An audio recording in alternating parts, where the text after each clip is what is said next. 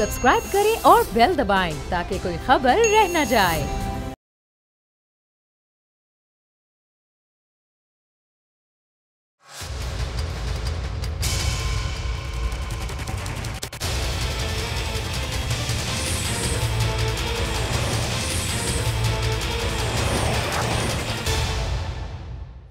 अस्सलाम वालेकुम, आप देख रहे हैं प्रोग्राम बस बहुत हो गया। मैं हूं अरबाब जहांगीर। हमारे मुल्क में ये बड़ी आम सी बात है कि इलेक्शन में हारने वाला जीतने वाले पर धांधली, मैंडेट चोरी और ऐसे ही कई इल्जामात लगाता है और ये साबित करने की हर मुमकिन कोशिश करता है कि वो ये इलेक्शन हारा नहीं बल्कि उसे जबरदस्ती हराया गया है।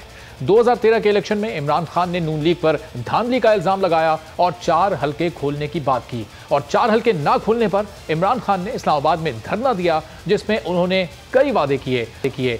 उनमें से एक वादा इलेक्शन रिफॉर्म्स लाने का भी था। 2018 में हुकूमत बनाने के बाद इब्तिदाई 2 सालों में तहरीक इंसाफ और इमरान खान इस पर कोई खास तवज्जो ना दे सके और मुल्क का दानिश्वर तबका उन्हें वक्तन फवक्तन उनका ये वादा याद दिलाता रहा और इस पर कोई पेशरफ ना होने पर तनकीद का निशाना भी उनको और उनकी जमात को बनाया जाता रहा।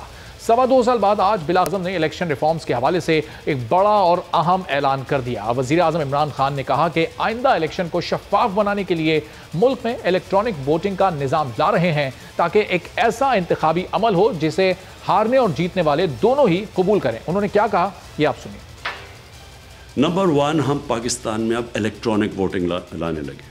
हमने जितनी भी तफ्तीश की है, जो सबसे बेहतरीन सिस्टम जिसके अंदर टेक्नोलॉजी का इस्तेमाल है और जो सारी दुनिया में जो टेस्ट जो अच्छी मिसालें हैं उसके अंदर है इलेक्ट्रॉनिक वोटिंग। वज़ीर आज़म इमरान खान ने ओवरसीज़ पाकिस्तानीज़ के लिए भी इलेक्शन में शिरकत करने के लिए वोटिंग सिस्टम लाने का ऐलान किया। इस बारे में उनका क्या कहना था, ये भी आप सुनिए। हम ओवरसीज़ पाकिस्तानीज़ के लिए भी एक सिस्टम लेके आ रहे हैं ताकि वो भी अपनी वोट डाल सकें, क्योंकि तकरीबन 90 लाख हमारे ओवरसीज़ पाकिस्तानी हैं।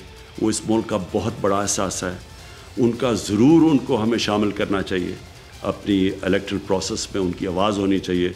वज़ीर आज़म इमरान खान ने सेनेट में हॉर्स ट्रेडिंग रोकने के लिए आईनी तरमीम लाने का भी ऐलान कर दिया। इमरान खान का कहना था कि आईनी तरमीम के जरिए खुफिया बैलेटिंग के बजाय शो ऑफ हैंड का तरीकाकार राइज किया जाए, जिसके बाद सेनेट इलेक्शन में खुफिया बैलेटिंग के जरिए जो पैसा चलता है और जिस तरह से वोट खरीदा जाता है वो सिलसिला भी हमेशा के लिए हो जाएगा। इस बारे में उन्होंने क्या कहा, ये भी सुनिए। जो तीसरी चीज़ हम करने जा रहे हैं जिसके लिए हमें कॉन्स्टिट्यूशनल अमेंडमेंट चाहिए होगी, और वो ये है कि जो सेनेट का इलेक्शन होता है उसमें हम अब कॉन्स्टिट्यूशनल अमेंडमेंट रखने लगे हैं पार्लियामेंट में।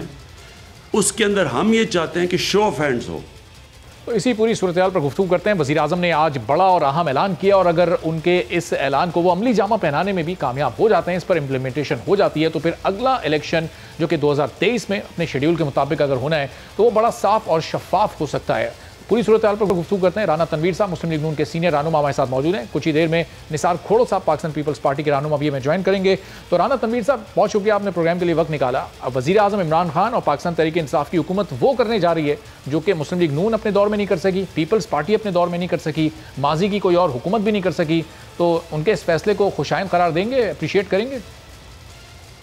देखिए, मैं एक बात आपको कहूँ, जो आपने कहा है कि मुस्लिम लीग नून नहीं कर सकी या पीपल्स पार्टी नहीं कर सकी, ये हर वक्त ज़रूरत रही है इलेक्शन इलेक्टोरल रिफॉर्म्स की जाए और ऐसा सिस्टम लाया जाए जिससे बिल्कुल क्रेडिबिलिटी जो इलेक्शन की है उस पर कोई उंगली ना उठा सके। लेकिन मैं आपको बताऊँ, इसमें कोई शक नहीं कि मज़ीद इसमें इम्प्रूवमेंट की ज़रूरत है। जो वो कह रहे हैं इलेक्ट्रॉनिक, ये हमने भी बड़ी कोशिश की, इस पर बहुत ज़्यादा पैसे लगते थे और उस पर हम नहीं उसको आगे लेके बढ़ सके। ये उसी हमारी गवर्नमेंट का ही एक प्लान था और उस पर हमने काम करते रहे और इलेक्शन कमीशन को हमने कहा भी, उस पर उन्होंने थोड़ा सा काम भी किया। फिर उन्होंने कहा जी कि जो हमने एक मॉडल इंट्रोड्यूस किया है या इसको एक्सपेरिमेंटल के तौर पे, तो वो उसका इतना सक्सेसफुल रिजल्ट नहीं है। अब इमरान खान तरह तरह के इस तरह पुराने ही मॉडल उठा के कर रहे हैं, लेकिन मैं कहता हूँ चले वो भी ये तजर्बा करें, अगर कोई अच्छा सिस्टम आ जाए तो बेहतर है। लेकिन जो इन्होंने शो ऑफ हैंड्स की बात की है, ये मैं समझता हूँ सीक्रेसी जो एक इंश्योर की गई है वो ख़त्म हो जाएगी। और इस तरह तो बिल्कुल ही वो जिस तरह अब अपनी बारी आई है कि जी सेनेट के इलेक्शन होने हैं तो उस पर शो ऑफ हैंड्स होंगे और सारा सिलसिला होगा। तो मैं समझता हूँ कि ये चीज़ें जो हैं ये एक टेम्परेरी अपने आप को कवर करने के लिए कर रहे हैं इमरान खान साहब, ताकि जो मार्च में, अगर मार्च आ गया इनके लिए, जो कि हमें उम्मीद है अल्लाह के फजल से ये मार्च तक नहीं होंगे, तो उस वक्त ये यही है कि जो हमारी वो KPK में असम्बली है या पंजाब में है, सारे वहाँ से हमारे मेंबर्स आ जाएं, शो ऑफ हैंड्स होगा तो फिर कोई और इधर उधर नहीं कर सकेगा। तो मैं समझता हूँ एक जगह तो ठीक है खरीदो फरोख्त होती है, लेकिन दूसरी तरफ सीक्रेसी जो है वो बहुत जरूरी है। इस तरह तो कल को कहेंगे जी वोट आम वोट भी बैठ के गाँव में पोलिंग स्टेशन पे और हाथ खड़े कर लें, सारे वहाँ बुला लें गाँव को और कहेंगे आपने किसको वोट देने हैं, A को देना है, B को, वो हाथ खड़े कर देंगे। तो ये मैं समझता हूँ ये किस तरफ चल पड़े हैं, मुझे तो उसकी कोई समझ नहीं आ रही। चलें खैर देखते हैं करते क्या है, लेकिन अगर इलेक्टोरल रिफॉर्म करनी है तो हमारे साथ बैठ के बात करें, हमारे साथ बैठ के कोई तो आप भी इनपुट दें अपने तौर पे जो अपने आप को सूट कर रही हैं। तो उसका बड़ा वादे जो उन्होंने किए हैं वो तो एक वादा था, बड़े बड़े वादे थे, और जो आके शो ऑफ हैंड्स पे बात रोकी है। तो ये मैं समझता किसी तरह भी मैं नहीं समझता कि ये कोई बड़ी हेल्दी चीज करने जा रहे हैं जिससे आप बड़े इम्प्रेस हों। ये जरूर है कि वो एक ड्रम बीटिंग करते हैं ताकि कोई भी छोटी चीज करें तो वो कहेंगे जी वाह वाह वाह बड़ी बात है, एहसास प्रोग्राम बेनजीर स्पोर्ट्स प्रोग्राम का एहसास प्रोग्राम ना रख ली, हमारे हेल्थ कार्ड का नाम पता नहीं क्या वो साफ क्या कर दिया।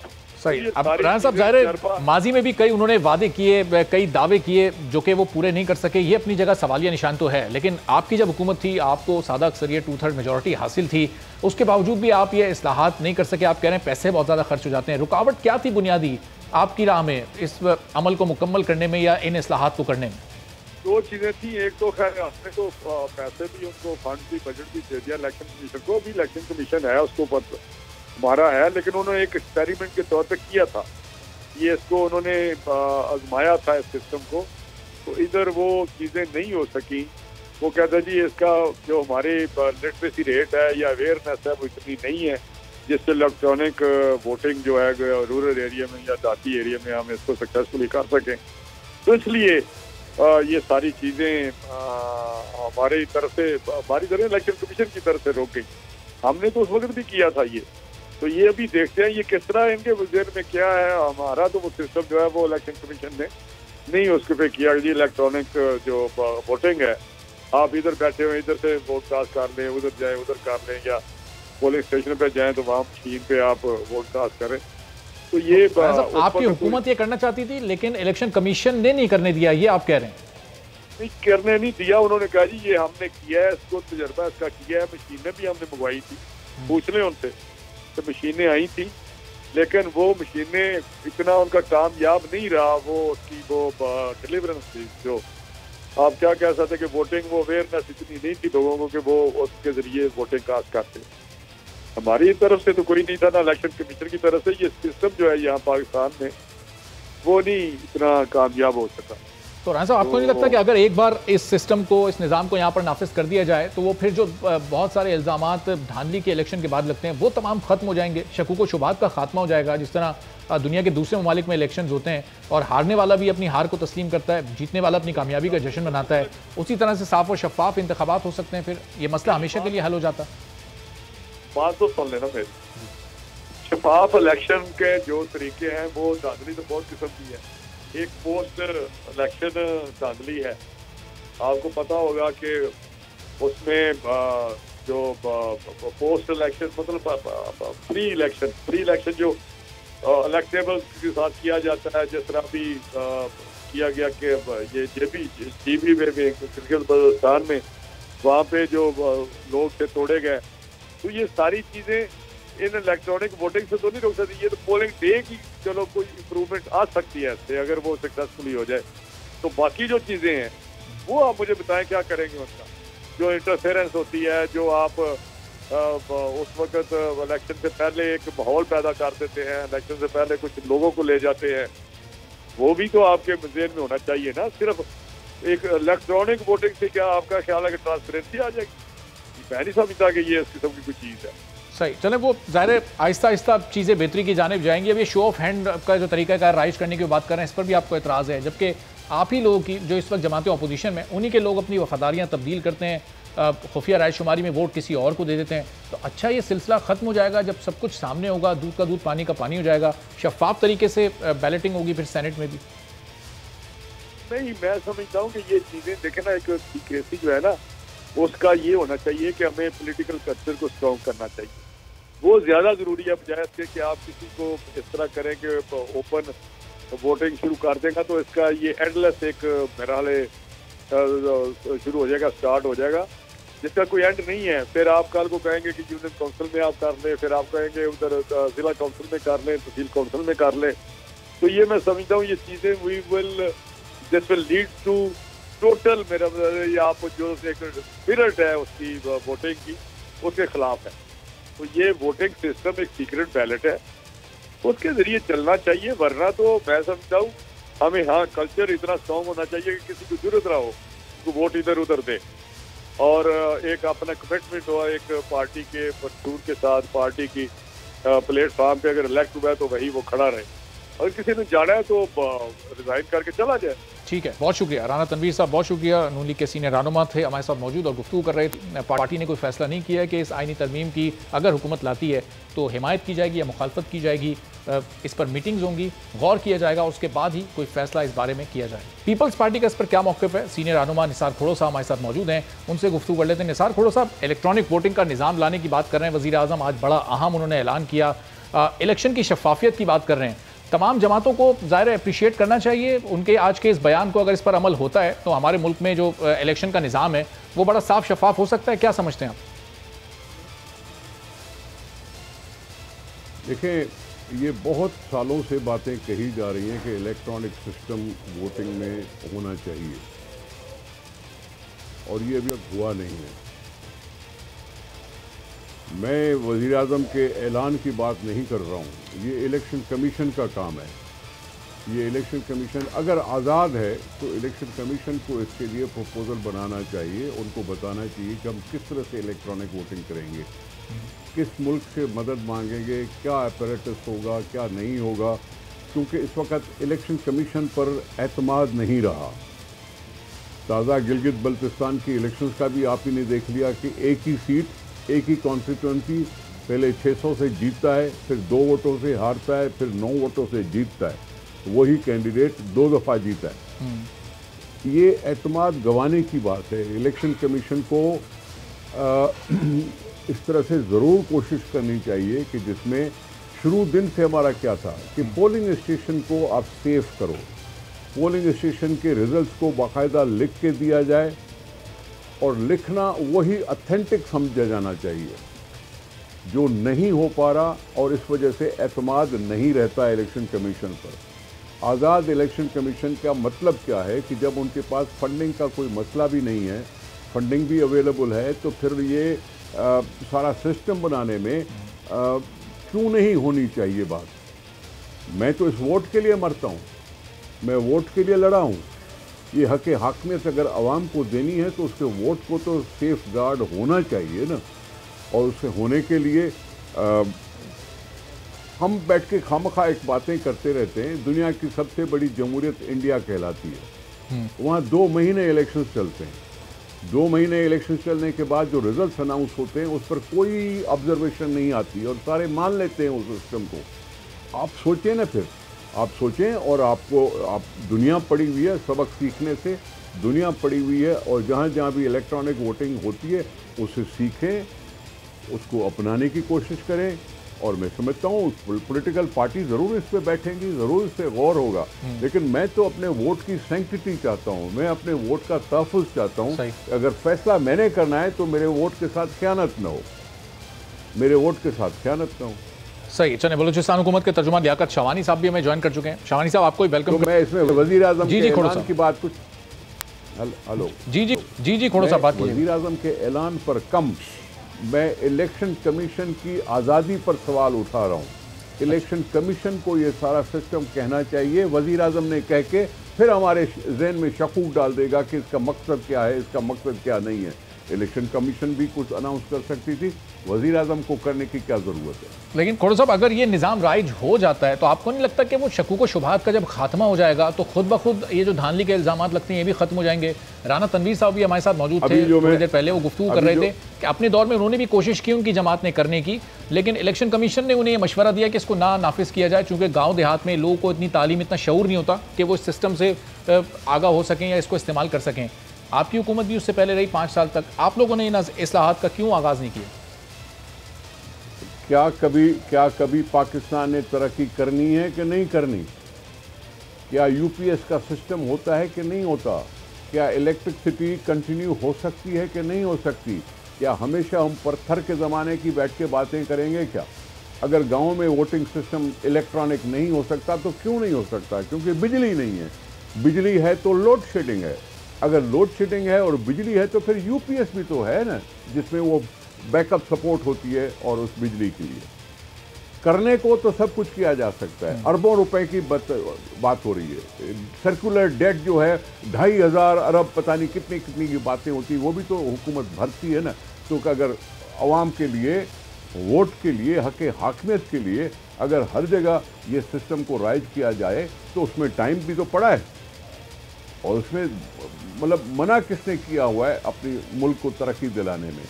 मैं खामखा कहता हूँ हर इलेक्शन में कि जी वोटों के साथ धांधली हुई, वोटों के साथ धांधली हुई। सही। तो खोड़ो साहब, अगर फिर ये आईनी तरमीम अगर लेकर आती है हुकूमत इसको पास करवाने के लिए फ्लोर पर, तो फिर पीपल्स पार्टी मुखालफत करेगी, उसके हक में वोट देगी? चूँकि अभी राना तनवीर साहब तो कह रहे थे कि अभी हम गौर करेंगे, देखेंगे कि किस तनाजुर में ये बात की गई है। शो ऑफ हैंड का जो तरीका का करने की बात गौर करना हमारे लिए इतना ही ज़रूरी है जितना ज़रूरी है कि प्राइम मिनिस्टर ये आईनी तरमीम ला कब रहा है। उसके कहने से कुछ नहीं होता। उसने कई बातें कही हैं और यू टर्न लिया है। उसके कहने पे हम बैठ के तबसरे करें। मैं उस तबसरे की बात अभी तक पहुंची नहीं है। जब ये आईनी तरमीम आए हाउस में, उस वक़्त मैं समझता हूँ मुनासिब सवाल होगा कि उसकी हम मुखालफत करेंगे या हिमायत करेंगे। इसलिए पार्टियों को भी गौर करने से कोई रोक नहीं सकता। जिस तरह से हमें इंतज़ार होगा कि ये आईनी तरमीम आ कब रही है। सही। चलिए खोड़ो साहब, आपकी तरफ मैं वापस आता हूँ। ज़रा कुछ नैब केसेस आपके की पार्टी के ऊपर बड़े सख्त किस्म के चल रहे हैं, उस पर भी गुफ्तगू करते हैं। लियाकत शहबानी साहब, ये आज जो वज़ीर आज़म ने जिस आईनी तरमीम की बात की, ज़ाहिर है जब हुकूमत लाती है आईनी तरमीम उस वक्त ही उस पर ज़्यादा मौजू बहस हो सकेगी। ये जो आज उन्होंने गुफ्तगू की है इलेक्शन के अमल को साफ शफाफ बनाने की, इलेक्ट्रॉनिक वोटिंग के निज़ाम को राइज करने की, शो ऑफ हैंड का तरीक़ेकार राइज करने की सेनेट में, खुशाइन कदम समझते हैं बलूचिस्तान हुकूमत का? इस पर क्या मौक़िफ़ है? देखिए, सेनेट में जो तरीक़ाकार तब्दील करने की बात की गई है और कॉन्स्टिट्यूशनल अमेंडमेंट लाने की बात की गई है, ये न सिर्फ पीटीआई कोलिशन पार्टनर्स बल्कि तमाम पॉलिटिकल पार्टीज़ को इस पे इसलिए खुश होना चाहिए कि हमेशा जो सेनेट के इंतखाबात हैं वो बड़े बदनाम रहे हैं। उसमें ट्रेडिंग होती रही। हालांकि सेनेट ऐवान बाला है और ऐवान बाला का तकद्दुस ये है कि उसमें जो पॉलिटिकल लोग जाएं वो अपने सूबों की नुमाइंदगी कर सकें, क्योंकि ये हाउस ऑफ प्रोविंसेस है और ये वाइड फोरम है जिसमें आलमोस्ट तमाम सूबों की जो है यकसा नुमाइंदगी है। और सेनेट का लफ्ज़ जो है, जब रोमन सेनेट सबसे पहले बनी थी, उसका मतलब ही यही था रोमन में कि जो सीनियर पॉलिटिशियंस है ये उसका हाउस होगा। और चूँकि जो जनरल नशिस्तों से हमारे कौमी असम्बली के अरकान आते हैं वो सारे पॉलिटिकल लोग हैं, नो डाउट, बट जो जेन्युइन क्रीम कैडर है आपका वो सेनेट में आएगा। और सेनेट में टेक्नोक्रेट की शर्त आयद करने की वजह यह है कि उसमें टेक्नोक्रेट टाइप लोग आएँ ताकि प्रॉपर लेजिस्लेशन कर सकें। और मैं ये समझता हूँ न सिर्फ हमारे मुल्क में, बैनुल अक़वामी दुनिया भी इस पर नज़र रखती है। वो हमेशा जो सेनेट में ट्रेडिंग होती है इसको अदफ़ तनकीद बनाते रहे हैं, इसको अच्छी नज़र से नहीं देखा जाता। और सेनेट में हर एक पॉलिटिकल पार्टी अपना जो उनका मैंडेट है उसको अपने ही एमपीएस के तनासुब से या कौमी असम्बली में एमएलए के तनासुब से उसी वक्त प्रॉपर अपना मैंडेट सेनेट में वो भिजवा सकेंगे जब इसमें ट्रेडिंग नहीं होगी। और पॉलिटिकल पार्टी शहबानी साहब, मुस्लिम लीग नून की जो इस वक्त सोच है, अभी राना तनवीर साहब जब गुफ्तगू कर रहे थे वो कह रहे थे कि नून लीग ये सोचती है कि ये जो शो ऑफ हैंड का तरीका राइज करने की बात हो रही है मुनासिब नहीं है। सेनेट में जो बैलेटिंग है उसको सीक्रेट ही रहना चाहिए। हर एक का इस्तेकाक होता है कि वो किसको वोट दे रहा है उसको सीक्रेट रखे। आप मुझसे जरा 1 मिनट मुझे भी दे दीजिए। थोड़ा सा बस आ गया मैं आपकी तरफ, जरा लियाकत साहब अपनी बात पूरी कर लें। प्रोविंशियल चीफ मिनिस्टर्स के जो इलेक्शन होता है, इत्माद का वोट लिया जाता है, उसमें भी सीक्रेट बैलेट नहीं होता। आपको याद होगा जब नवाब सनाउल्लाह ज़हरी साहब के खिलाफ तहरीक अदम इत्माद आया, बाद उन्होंने रिज़ाइन किया, जब कुद्दूस बजिंजो साहब को इलेक्ट किया जा रहा था तो 2 गेट असम्बली में बनाए गए थे। गेट ए जो कुद्दूस बजिंजो साहब को सपोर्ट कर रहे थे, उस गेट से सबके सामने वो गुजरे, और जो अपोजिशन का कैंडिडेट जिसने उनको सपोर्ट करना था वो उस गेट से निकले। इसके अलावा लोकल बॉडीज का आपको याद होगा कि डिस्ट्रिक्ट नायब नाजिम का जो इलेक्शन है वो शो ऑफ हैंड से हुआ करता था। तो सीक्रेट बैलेट का सिर्फ सेनेट से ताल्लुक जोड़ना गैर मुनासिब होगा। हमारे मुल्क में इंतखाबी तरीक़ेकार जो है मुख्तलिफ शो ऑफ हैंड भी इस्तेमाल किया जाता है। अब जो रिजर्व नशिस्तें हैं ख़वातीन की और मिनॉरिटीज़ की, वो न सीक्रेट बैलेट के ज़रिए होते हैं न शो ऑफ हैंड्स के। वो मुतनासिब तरीक़ाकार जो है, जिस जमात ने जितनी सीटें हासिल की होती हैं उसी तनासब से वो सीटें उनको अलाट किया जाता है। वहाँ पर भी कोई बैलेटिंग का इशू नहीं है, कोई सेक्रेट बैलेट का इशू नहीं है।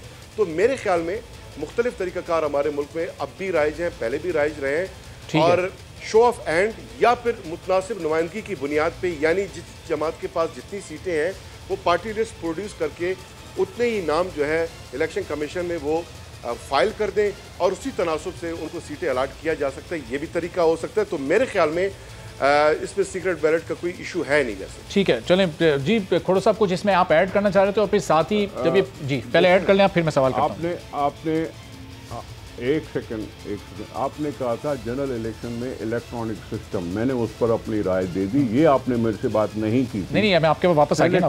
शो ऑफ हैंड्स के तौर पर नहीं, आपने ऐसे पैसे नहीं कहा था, नहीं तो मैं उस पर एक ही दफ़ा कह देता। देखें, बात सुने, प्राइम मिनिस्टर की इलेक्शन भी इनडायरेक्ट इलेक्शन है। लोग जनरली इलेक्शन में हिस्सा लेते हैं, सारे एमएनए चुन के आ जाते हैं। पहले ज़माने में कभी होता था कि जी जिसको मेजॉरिटी हो वो बताए जाके सदर साहब को, और सदर साहब उसको इनवाइट करे और वो हुकूमत बना ले। अब यहाँ 18वीं तरमीम के बाद वोट ऑफ कॉन्फिडेंस नहीं होता। इलेक्शन होती है, इलेक्शन में जो जीतता है उससे होती है। वो इलेक्शन जो है वो सीक्रेट बैलेट है। चीफ मिनिस्टर की बात हो या प्राइम मिनिस्टर की बात हो, ये दोनों ये डायरेक्ट इलेक्टेड नहीं है, ये इस तरह से इनडायरेक्ट इलेक्शंस है। सेनेट के इलेक्शन भी इनडायरेक्ट इलेक्शंस हैं। मैं समझता हूँ सीक्रेट बैलेट पर एक राय है मेरी कि ये एतमाद का इजहार है कि जो इस लेवल पर पहुँचते हैं वो अपनी ज़मीर का फैसला करके और वो सीक्रेट बैलेट पे वोट करेंगे। ये रायज़नी की बात है, इस पर बिल्कुल गौर होना चाहिए। ये आईनी तरमीम अगर करना चाहते हैं कि जी जिसके जितने वोट हैं उसके उतने जीतना चाहिए, ये अपना तस्वर अपनी जगह पे, लेकिन सीक्रेट बैलेट अगर उसमें है तो मैं उसको ख़राब नहीं समझता, उसको मेंटेन करना चाहिए। ओपन वोटिंग पे बात कहीं जाके ठहरेगी।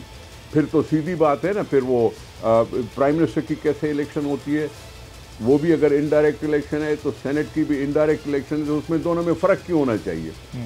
प्राइम मिनिस्टर के लिए ओपन वोट और या सीक्रेट बैलेट, और सेनेट के लिए ओपन वोट, ये नहीं होना चाहिए। सिस्टम होना चाहिए तो एक तरह का सिस्टम होना चाहिए। अगर प्राइम मिनिस्टर भी सीक्रेट बैलेट पे चुना जाता है तो सेनेट के इलेक्शन भी सीक्रेट बैलेट पे होने चाहिए। नहीं तो फिर हम ये समझेंगे कि इतनी लेवल पर एमएनए जो चुने जाते हैं उन पर अदम एतमाद किया जाता है कि वो इधर इधर हो जाएंगे। मैं समझता हूँ इसकी ज़रूरत नहीं है। ठीक है निसार खोड़ो साहब, रुकिएगा, एक ब्रेक का वक्त हुआ है, एक ब्रेक लेते हैं। ब्रेक के बाद जब वापस आएंगे तो फिर नैब की कारकर्दगी का सवाल मैं आपके सामने रखूंगा। और लियाकत शवानी साहब ने आज एक बड़ी अहम प्रेस कॉन्फ्रेंस भी की है जिसमें उन्होंने पीडीएम के जलसे को कोयटा में कोरोना फैलने का जिम्मेदार करार दिया। इन दोनों मामलों पर बात होगी एक ब्रेक के बाद।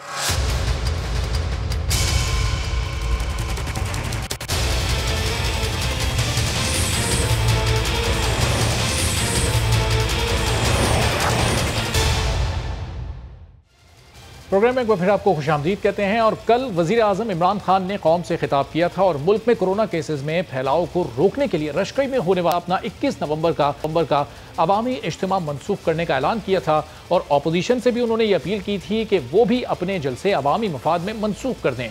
ऑपोजिशन ने उनकी इस अपील को बिल्कुल मुस्तरद कर दिया। कल पीडीएम के सेक्रेटरी इंफॉर्मेशन मियां इफ्तिखार ने बड़े वाज़ेह अंदाज में बता दिया था कि पीडीएम की तहरीक अपने शेड्यूल के मुताबिक ही जारी रहेगी। आज ये खबर भी सामने आई कि मानसहरा में नून लीग को जलसे की इजाज़त नहीं मिली और बलूचिस्तान हुकूमत के तर्जुमान लियाकत शाबानी ने भी आज एक बड़ी अहम प्रेस कॉन्फ्रेंस की, जिसमें उन्होंने बलूचिस्तान में कोरोना फैलने का जिम्मेदार पीडीएम के क्वेटा जलसे को ठहराया था।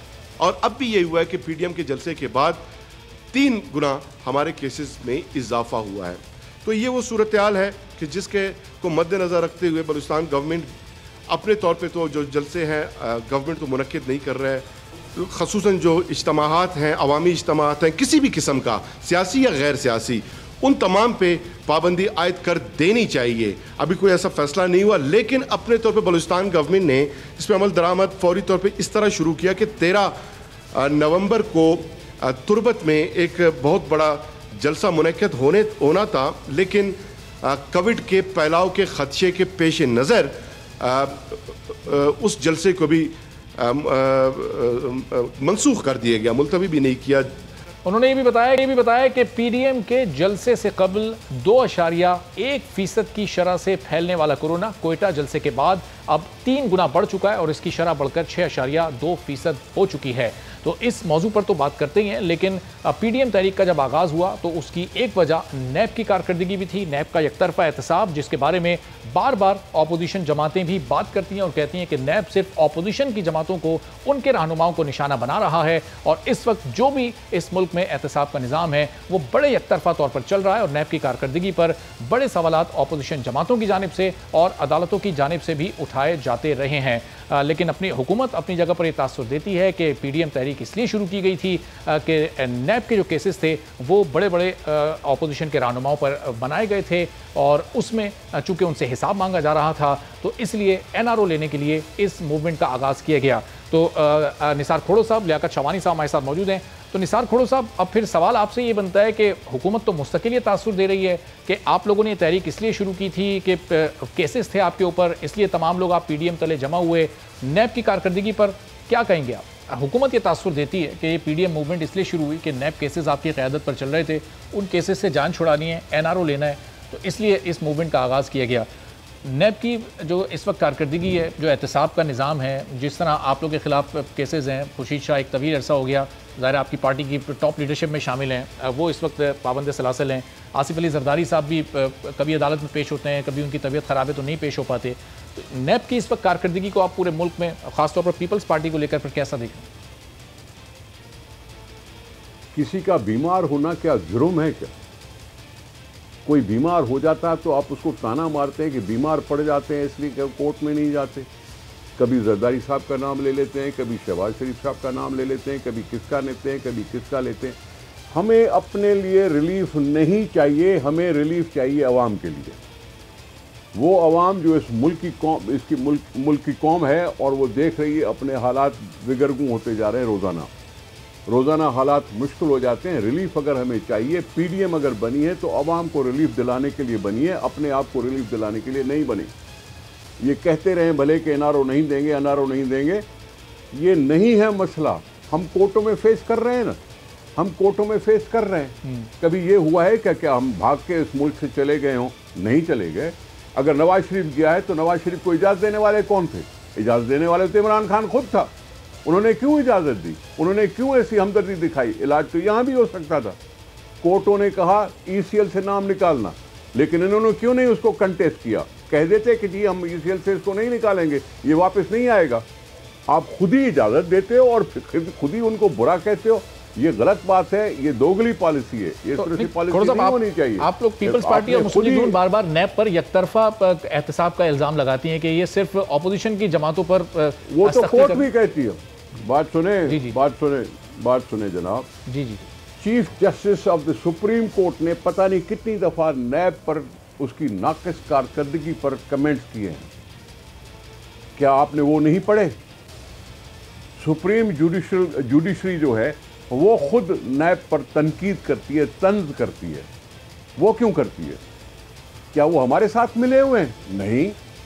हम अगर कहते हैं कि नैब ने खामखा केस बनाया है तो उसमें बुरी क्या बात है? सुप्रीम कोर्ट भी कह रही है, सुप्रीम कोर्ट भी कह रही है कि जी आपने इतने सालों से केस रखे हुए क्यों रखे हुए हैं, ये सुप्रीम कोर्ट क्यों कहती है? इतने सालों तक केसेस रखने से क्या ये ताल्लुक नहीं रखता कि नैब जानबूझकर किसी को फंसाए बैठी है? फैसला करो, इधर करो या इधर करो, सजा देनी है सजा दे दो, नहीं देनी है तो खत्म करो। ये क्या बात हुई कि जी सालों लोग इंतजार करें बैठ के? सुप्रीम कोर्ट इसी पर तो ऑब्जर्वेशन देती रहती है। उस वक्त आप क्यों नहीं कहते सुप्रीम कोर्ट के? सुप्रीम कोर्ट कौन होती है जो नैब पर इल्जाम लगाए, नैब पर तनकीद करती? उसको भी रोक दो ना। अगर पॉलिटिशियंस की बात आपको बुरी लगती है तो सुप्रीम कोर्ट को भी कह दो। सही। तो शमानी साहब, हम देखते हैं कि नैब इस्लामाबाद में बहुत ज़्यादा मुतारिक है, नैब सिंध भी बहुत मुतारिक है, नैब पंजाब में भी बहुत मुतारिक है, लेकिन जब हम देखते हैं नैब कोयटा की कारकर्दगी हमें कहीं कोई दिखाई नहीं देती। बलूचिस्तान में क्या कहीं करप्शन नहीं है, या चूंकि हुकूमत की इत्तेहादी जमातें वहाँ पर हैं इसलिए वहाँ पर कोई इस तरह का मामला नहीं होता? ज़रा इस पर कमेंट कर दीजिए। जी, बलूचिस्तान में करप्शन जो है पास के मुकाबले में बहुत ज़्यादा मिटिगेट हुआ है, बहुत कम हुआ है, ये बात दुरुस्त है। और बहुत सारे ऐसे करप्शन के केसेस जो बलूचिस्तान गवर्नमेंट के नोटिस में आती है, वो हमारा CMIT का इदारा जो एंटी करप्शन इस्टेब्लिशमेंट है वो भी टेक ओवर कर रहे हैं अपने तौर पे, वहाँ पे भी केसेस चल रहे हैं। इसके अलावा नैब में आलिया दिनों में काफ़ी ऐसे बलूचिस्तान के पास्ट गवर्नमेंट्स के केसेस उन्होंने उठाए हैं, टेकअप किए हैं। तो यकसा मैं तो ये समझता हूँ कि सारा सिलसिला चल रहा है। शमानी साहब, आज आपने एक बड़ी अहम प्रेस कॉन्फ्रेंस भी की। शमानी साहब, वो उस प्रेस कॉन्फ्रेंस में आपने कहा कि PDM का जो जलसा कोयटा में हुआ था उससे पहले बलूचिस्तान फैलने की शरह 2.1% थी, जो अब 3 गुना बढ़कर 6.2% तक पहुंच चुकी है। तो ये तो बड़े खतरनाक आदादो शुमार हैं। बलूचिस्तान हुकूमत को कब पहले से नहीं पता था कि जब इतने सारे लोग जमा होंगे एक जगह पर तो बड़ी तेज़ी से कोरोना फैल सकता है? क्या लाइल्म थे आप लोग? और अगर आपके इल्म में था तो फिर आपने उसको इजाज़त क्यों दी इस जलसे को करने की? देखिए, हमने PDM जलसे से कबल दो खतरात का बलूचिस्तान के आवाम को आगाह किया था। PDM की आदत को हमने आगाह किया था, उनसे जो हमारे डिस्कशन हुई थी लोकल लीडरशिप से उनको भी हमने आगाह किया था कि एक तो बलूचिस्तान गवर्नमेंट ने एक खतरे का जो इजहार किया था वो तो ये था कि कोविड के केसेस बढ़ेंगे अगर SOPs पे अमल दरामद नहीं हुआ। दूसरा, नेक्टा ने थ्रेट अलर्ट जारी किया था, उस ज़िमन में भी हमने उनसे गुजारिश की थी। मैंने खुद प्रेस कॉन्फ्रेंस में इल्तिजा किया था, रिक्वेस्ट किया था, अपील किया था कि फौरी तौर पे वो जलसा मुनक्किद नहीं करें, कुछ उसको डिले करें, बाद अज़ां बेहतर होगा। क्योंकि पिछले महीने अक्टूबर में we were very much lucky कि मार्च में 10 मार्च को जो पहला केस रिपोर्ट हुआ था बलूचिस्तान में कोरोना का, उस दिन से लेके अक्टूबर तक 25 अक्टूबर तक लोएस्ट हमारा जो है शरह अक्टूबर में सामने आया था कोविड के केसेस का 2.1%। हालांकि मार्च में जब कोरोना शुरू हुआ अवाइल में 7% शरह थी, अप्रैल में जो है ये शरह 30% हो गया था, मई में 23, जून में 25%। शमानी साहब, अगर बलूचिस्तान में उस जलसे के बाद ये कोरोना फैला है तो फिर जो जलसे हुकूमत ने हाफिजाबाद और स्वात में किए थे, फिर हुकूमत वहां पर कोरोना फैलाने की जिम्मेदार है? थोड़ा सा मैं बस एक तरफ आपकी तरफ आ रहा हूँ चंद सेकंड्स में। जी शमानी साहब, फिर स्वात और हाफिजाबाद में अगर केसेस बढ़ते हैं तो फिर इसकी जिम्मेदारी हुकूमत पर होगी? देखिए, SOPs का ख्याल नहीं होगा, इज्तिमात होंगे तो केसेस बढ़ेंगे और उसकी जिम्मेदारी आप मुतल्लिका उन ऑर्गेनाइजेशन, तंजीम, पार्टीज को कह सकते हैं। प्राइम मिनिस्टर साहब ने इसीलिए ये कहा कि जलसे जुलूसों पे उन्होंने खुद भी कहा कि हमारी जमात भी नहीं करेगी। जी खोड़ू साहब, कोयटा में जब PDM ने जलसा किया उसके बाद वहाँ 3 गुना कोरोना फैल गया। अब आप लोग मानसेरा में नून लीग को जलसे की इजाजत नहीं मिली, पेशावर में आपका जलसा होना है। जी जी जी सर, जी एक मिनट, आप क्यों बेचारे बलूचिस्तान को बोल रहे हो? प्राइम मिनिस्टर ने खुद कहा कि जहां चाहे वहां जलसा करें। ये इमरान खान साहब का ऐलान था, उनके वज़रा का ऐलान था। उन्होंने खुद कहा कि बिजनेस खुला है, स्मार्ट लॉकडाउन एक कामयाब पॉलिसी है, बिजनेस खोल दो, शादी हॉल खोल दो, होटल खोल दो, स्कूल खोल दो। उन्होंने खुद ऐलानात किए कि ये ऐसा हुआ है और उन्होंने खुद जलसे किए हैं। अभी गिलगित बल्तिस्तान के लिहाज से 2-3 जलसे जो उन्होंने किए, तो क्या उनके ऊपर नहीं था क्या कोरोना ने उनको स्पेयर करना था? उन्होंने क्यों जलसे किए? हमसे पहले किए या हमसे बाद में किए, लेकिन किए ना उन्होंने भी किए। जो आज कह रहे हैं, तलकीन कर रहे हैं कि जी जलसे नहीं होने चाहिए, जलसे नहीं होने चाहिए, क्या उस वक्त कोरोना नहीं था? खुद कह रहे थे कि जलसे करो, खुद बताते खुद उन्होंने जलसे किए हैं। गिलगित बल्तिस्तान में क्या उनके जलसे नहीं हुए? हमें कह रहे हो बैठ के जी कि PDM जलसे न करे, PDM जलसे न करे। ये क्या तुक है, ये क्या तुक है? क्यों खामखा बलोचिस्तान वालों को बोल रहे हो कि जी उन्होंने इजाजत क्यों दी? क्या वफाकी हुकूमत ने नहीं कहा? लेकिन थोड़ा सा फिर अब कल उन्होंने कौम से खिताब में वजीर आजम ने अब ये भी कह दिया कि वो अपोजिशन से भी दरखास्त करते हैं कि अपने कल का है ना, तो क्या फर्क पड़ता है? कोई बात नहीं, भले वो ना करें, भले वो ना करें। अगर लोग आते हैं अपने आप को अपनी रिस्क पे आते हैं, अपनी रिस्क पे बाजार में जाते हैं, अपनी रिस्क में होटल में जाते हैं, अपनी रिस्क पे शादी में जाते हैं, तो क्या उनकी बंद किया है? सही। तो लेकिन खोड़ साहब अब जाहिर है बंद किए, हुकूमत की तो अपनी जिम्मेदारी बनती है, हुकूमत ने अगर गलत किया, लेकिन फिर ऑपोजिशन की भी जिम्मेदारी बनती है। इमरान खान साहब को अब इमरान खान साहब को छोड़ें, वो गालियां सुन नहीं सकता, वो तनकीद बर्दाश्त नहीं कर सकता, इसलिए खुद अपने आप के लिए कह दिया कि मैं तो जलसे नहीं करूंगा, दूसरों से उम्मीद रखता हूं कि जलसे न करे। उम्मीद, जलसों पर पाबंदी नहीं लगा सकता। अगर उसने पाबंदी लगाई तो वो फंडामेंटल राइट्स पर पाबंदी है, और फंडामेंटल राइट्स को पाबंदी करने के लिए इमरजेंसी लगानी पड़ती है। ये इमरजेंसी कोई नहीं लगी। इमरान खान साहब ने सिर्फ अपनी पार्टियों के लिए फैसला कर दिया कि जी हम जलसे नहीं करेंगे, और उम्मीद करते हैं कि दूसरे भी जलसे ना करें। सही। लेकिन आपने क्या बाजार बंद किए हैं? अगर कोरोना है तो बाजारों में भी तो है ना, बिल्कुल, स्कूलों में भी है, होटल्स में भी हो सकती है, शादियों में भी हो सकती है। एक ब्रेक लेते हैं, ब्रेक के बाद जब वापस आएंगे तो कुछ बात करेंगे कि आज़ाद कश्मीर में अब 21 नवंबर से मुकम्मल लॉकडाउन होने जा रहा है, और 2 हफ्ते का ये लॉकडाउन होगा जिसमें तमाम स्कूल्स और कारोबारी मराकज़ भी बंद रहेंगे, और इसके साथ साथ कोरोना वैक्सीन को के ख़रीदने की अब मंजूरी वज़ीर आज़म की जानिब से दी गई है। इसकी एडवांस बुकिंग के बारे में आज खबरें सामने आई हैं, इस पर भी बात होगी एक ब्रेक के बाद।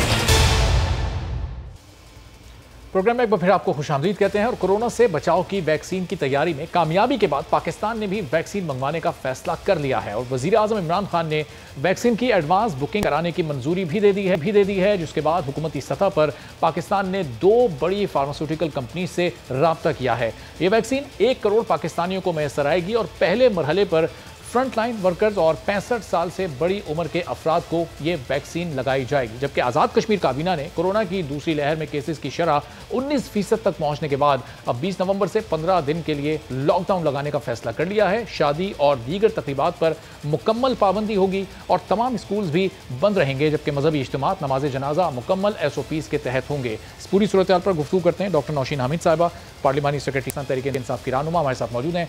डॉक्टर नौशीन साहिबा, बहुत शुक्रिया प्रोग्राम के लिए, आपने वक्त निकाला। ये वज़ीर आज़म ने मंजूरी दी है वैक्सीन को मंगवाने की, 2 बड़ी फार्मास्यूटिकल कंपनी से रब्ता किया जाएगा। किन मुल्क की कंपनीज हैं ये, और ये पूरा प्रोसेस कब तक मुकम्मल हो जाएगा? जी बिस्मिल्लाहिर्रहमानिर्रहीम। देखिए जी, इस वक्त दुनिया में कोई 8 से 9 कंपनीज हैं जहाँ पे क्लिनिकल ट्रायल्स जो हैं जारी हैं। इसमें अमेरिकन कंपनीज भी हैं, UK की भी हैं, चाइना की भी हैं, रशियन भी हैं। तो इस वक्त पाकिस्तान मिनिस्ट्री ऑफ हेल्थ जो है वो इन कंपनीज से राब्ते में है, और देखा ये जाएगा कि ये इनकी कौन सी वाली हमें सूट करती है, क्योंकि जैसे कुछ वैक्सीन ऐसी हैं जो कि -80 डिग्री पे रखी जाएंगी, वो ज़ाहिर है पाकिस्तान में, थर्ड वर्ल्ड कंट्रीज़ में जो है वो हमें सूट नहीं करती, क्योंकि वो ट्रांसपोर्टेशन का वो मैकेनिज्म शायद हमारे पास उतना इफेक्टिव ना हो। तो इसलिए बहुत सारी चीज़ें देखनी है, उसकी सेफ्टी, उसकी इफेक्टिविटी, उसकी प्राइस वगैरह। तो इन सारी चीज़ों के बारे में इन 8 से 9 कंपनीज के साथ पाकिस्तान राब्ते में है, और निगोशिएशंस हो रही हैं, और इनसे जैसे ही चीज़ें फाइनलाइज होंगी तो वो इंशाल्लाह ताला सबके सामने आ जाएंगी कि वो कौन सी कंपनीज हैं। और जहाँ तक बात है कि ये कंपनीज जो हैं ये अपने फाइनल मराहिल में वैक्सीन के क्लिनिकल ट्रायल्स में पहुँची हुई हैं, और प्रॉबली ये जी 2021 के फर्स्ट क्वार्टर में WHO की प्री क्वालिफिकेशन के लिए अप्लाई करेंगी, और जैसे इनको WHO की प्री क्वालिफिकेशन मिलती है तो फिर जो सेकंड क्वार्टर होगा 2021 में, उसकी प्रॉबली जो है इनकी अवेलेबिलिटी जो है वो पॉसिबल होगी, और तभी उम्मीद है कि पाकिस्तान में भी ये सेकंड क्वार्टर ऑफ 2021 में जो है हमारे पास अवेलेबल हो जाए। अच्छा नौशीन साहब, लास्ट वीक यास्मीन राशिद साहब हमारे साथ मौजूद थी प्रोग्राम में, उनसे भी इसी से मुताल्लिक गुफ्तगू हो रही थी। उन्होंने बताया था कि पाकिस्तान इस वक्त जो चीनी कंपनीज हैं उनके साथ राब्ते में है, और जो चाइना वैक्सीन तैयार करेगा उस पर पाकिस्तान ज़्यादा रिलाय करेगा। तो ये जो दूसरे ममालिक के आपने नाम लिए, रशिया, अमेरिका, यूनाइटेड किंगडम, इन लोगों से भी मुस्तकिल राब्ते में है। इनकी वैक्सीन में, चाइना की वैक्सीन में कोई फ़र्क है? कोई ट्रायल्स आप लोगों ने अपने तौर पर किए हैं? जी बिल्कुल, इस वक्त जो पाकिस्तान में जो क्लिनिकल फेज 3 के ट्रायल्स हैं वो चाइनीज़ कंपनी है कैंसिनो बायो, उसके ट्रायल्स जो हैं वो पाकिस्तान में इस वक्त NIH की सुपरविजन में हो रहे हैं और 4000 से ज़्यादा वॉलंटियर्स को वो वैक्सीन लग चुकी हुई है। ये क्लिनिकल फेज़ 3 के ट्रायल्स हैं और ये तो हमारा टारगेट है कि 8 से 10,000 लोगों तक ये वैक्सीन लग जाए और फिर इसकी एफिकेसी वगैरह और इसके टेस्ट होंगे तो वो इंशाल्लाह ताला वो कामयाबी से वो वाला भी हमारा जो चाइनीज़ वैक्सीन है उसके ट्रायल्स जो है पाकिस्तान में हो रहे हैं और इस वक्त कराची में वो वैक्सीन लग रही है, लाहौर में लग रही है और इस्लामाबाद में लग रही है। अच्छा, तो वो इंशाल्लाह ताला ये दूसरा है कि ये भी ट्रायल साथ साथ चल रहा है और अगर ये कामयाब होता है तो ये चाइनीज वैक्सीन तो पाकिस्तान में ऑलरेडी आ गई हुई है पर इसके भी अभी क्लिनिकल ट्रायल्स चल रहे हैं। सही। और ज़ाहिर है नौशीन साहब, चाइना तो पाकिस्तान से एक ब्रदर मुल्क है, बहुत अच्छे ताल्लुकात हैं, वहाँ से वैक्सीन आती है या दूसरे ममालिक से आती है, तो इसमें भी काफ़ी फ़र्क होगा बजटिंग के हवाले से, चूँकि 1 करोड़ लोगों तक ये वैक्सीन पहुँचाने की बात की जा रही है इस वक्त, तो लोगों को क्या वैक्सीन मुफ्त मिलेगी, हुकूमत इसको कितनी कीमत में खरीदेगी, इस पर कुछ वर्किंग शुरू हुई? देखिए जी, इस वक्त हुकूमत ने $100 मिलियन जो हैं वो इसके लिए एलोकेट कर दिए हैं, जिससे ये एडवांस बुकिंग्स जो हैं, क्योंकि ये वैक्सीन इस वक्त क्लिनिकल ट्रायल्स में है, जैसे ही इनकी सेफ्टी और इफेक्टिविटी इंश्योर होती है और इसकी मैन्युफैक्चर प्रॉपर तरीके से शुरू होती है तो ज़ाहिर है पूरी दुनिया से इसकी डिमांड जो है वो आएगी। तो इसलिए तमाम ममालिक जो हैं वो कोशिश करें कि इसकी एडवांस बुकिंग जो है वो हम ले लें ताकि जैसे ही इस्टेब्लिश होती है तो हम इसको परचेज़ करके मुल्क में ले आएँ। तो ये इंशाल्लाह ताला इसके लिए हुकूमत पाकिस्तान पूरी तरह से विजिलेंट है और हम लोग इसके ऊपर काम कर रहे हैं और इंशाल्लाह ताला जैसे ही ये अवेलेबल होगी पाकिस्तान में होगी और पाकिस्तान गवर्नमेंट की तरफ से ये टोटली फ्री लगाई जाएगी और ये फ्रंट लाइन हेल्थ वर्कर्स जो हैं ये हमारी फर्स्ट प्रेफरेंस होंगे और टोटली ये फ्री प्रोवाइड की जाएगी। उसके अलावा एक और हमारा कोवैक्स के नाम से एक और अलायंस, ग्लोबल अलायंस बनी है जिसका पाकिस्तान भी मेंबर है, उसमें तकरीबन 184 कंट्रीज़ हैं और ये गावी और ये वैक्सीन अलायंस वगैरह जो है ये उसको लीड कर रहे हैं। वो लोग उनके साथ भी हमारा यही उस अलायंस के तहत है कि 20% ऑफ पॉपुलेशन को वो प्रोवाइड करेंगे वैक्सीन जब ये वैक्सीन तैयार हो जाएगी और वो भी पाकिस्तान जो है वो लो रेट्स पे पाकिस्तान को वो प्रोवाइड करेगा, मगर गवर्नमेंट ऑफ पाकिस्तान वो वाली वैक्सीन जो 20% पॉपुलेशन को कोवैक्स के थ्रू आएगी वो भी फ्री ऑफ चार्ज होगा। गवर्नमेंट की तरफ से ये वैक्सीन जो है वो अपने शहरियों को टोटली फ्री दी जाएगी। लेकिन नौशीन साहब, जब टेस्टिंग किट्स आई थी, PCR किट्स आई थी कोरोना की, जब वो फर्स्ट फेज आया था उसमें हमने देखा था कि प्राइवेट लैब्स में ये बहुत महंगे दामों वो टेस्ट किया जा रहा था और गवर्नमेंट हॉस्पिटल्स में लोड इतना ज़्यादा था कि वहाँ पर फिर लोग उस तरह से वो टेस्ट नहीं करवा पाते थे। तो फिर ये भी फ्री में देने की बात तो आप लोग कर रहे हैं, लेकिन फिर प्राइवेटली इसको बेचने से किस तरह रोका जाएगा, किस तरह से मेक श्योर करेगी गवर्नमेंट के सबको फ्री ऑफ कॉस्ट मिल सके? ये देखिए, अभी तक प्राइवेट सेक्टर के साथ इसकी कोई मोडेलिटीज़ अभी डिस्कस नहीं हुई हैं, मगर अभी इसका कोई अभी फ़िलहाल ये सिर्फ गवर्नमेंट के लेवल के ऊपर बात हो रही है कि गवर्नमेंट इस वैक्सीन को प्रोक्योर करेगी और वो शहरियों को प्रोवाइड करेगी। जब लेटर ऑन अगर कोई प्राइवेट सेक्टर इन्वॉल्व होगा तो उसके लिए फिर गवर्नमेंट ज़ाहिर है कोई स्ट्रेटजी बनाएगी कि वो अफोर्डेबल प्राइसेस पे अवेलेबल हो, पर अभी फ़िलहाल जो इस वक्त लाए अमल है वो यही है कि गवर्नमेंट प्रोक्योर करेगी और वो फ्री ऑफ चार्ज जो है वो शहरियों को लगाएगी। और नौशीन साहब, फिर ग्राउंड्स क्या तय किए जाएंगे कि किन लोगों को ये वैक्सीन लगाई जानी है? वो जिनको माइल्ड से सिम्टम्स हैं या बहुत सीवियर उनकी कंडीशन है, क्रिटिकल कंडीशन में है, या फिर वो लोग भी इसको लगवा सकेंगे जिनको कहीं कोई सिम्टम्स मौजूद नहीं होंगे और वो सिर्फ इसको सेफ रहने के लिए अपने आप को वो इसको इस्तेमाल करना चाहेंगे? क्या ग्राउंड सेट करेंगे आप लोग? देखिए जी, वैक्सीन तो लगती उनको है जिनमें कोई सिम्टम्स नहीं होते। एक दफ़ा सिम्टम्स आ जाए फिर तो ट्रीटमेंट शुरू हो जाती है ना, फिर तो आपको वायरस की ट्रीटमेंट करनी होती है। वैक्सीन उन्हीं को लगती है जिनमें कोई सिम्टम नहीं होते और इसके लिए ये प्रोटेक्शन के लिए होती है कि वो कोरोना से इफेक्ट ना हो।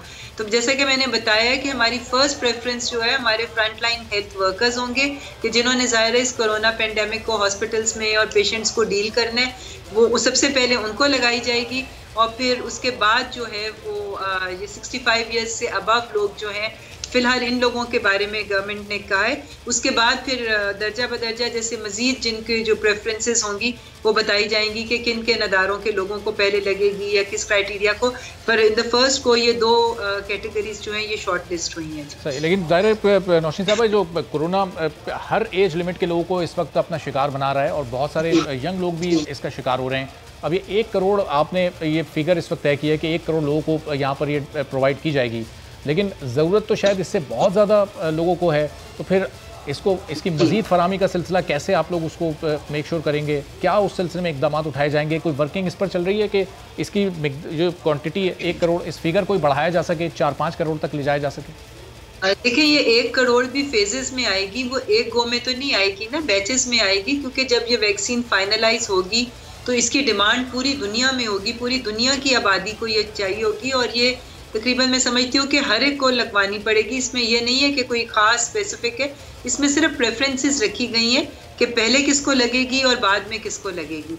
तो ये 2 ग्रुप्स जो हैं ये आइडेंटिफाई किए गए हैं, मगर इवेंचुअली ये जाहिर है ये ट्रिकल डाउन, ये तमाम आबादी तक ये पहुँचेंगे, मगर जाहिर है कि ये वैक्सीन फौरी तौर पर आबादी के लिए अवेलेबल नहीं होगी, आहिस्ता आहिस्ता ये आएगी जी सर, फेजेस में।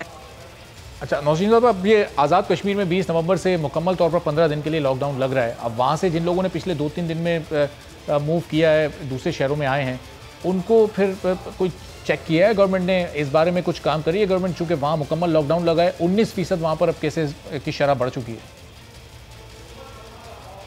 जी, आपकी आवाज़ मुझे नहीं आई, आप आज़ाद कश्मीर का पूछ रहे हैं, तो वहाँ पर केसेस तेज़ी से बढ़ रहे हैं, और जाहिर है वहाँ पर एक अपनी हुकूमत है, वो अपने डिसीजंस जो हैं वो लेते हैं। NCOC में, वो NCC में जो नेशनल कोऑर्डिनेशन कमेटी है, वहाँ पर ज़रूर ये सारी चीज़ें डिस्कस होती हैं, मगर तमाम सूबे और ये जो रीजन्स हैं आज़ाद कश्मीर वगैरह, ये अपनी अपनी खुद मुख्तारी रखते हैं। वो जिस तरह से अपने लिए बेहतर समझते हैं वो डिसीजंस लेते हैं।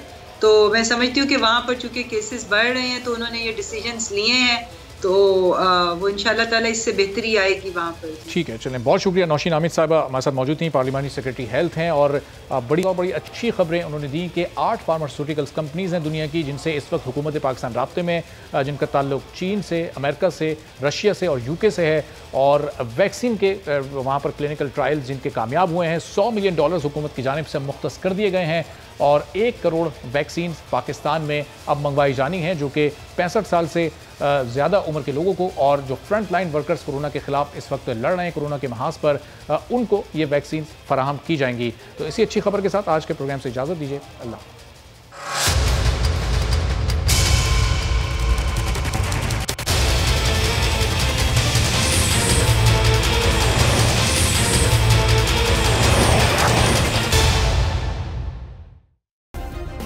सब्सक्राइब करें और बेल दबाएं ताकि कोई खबर रह न जाए।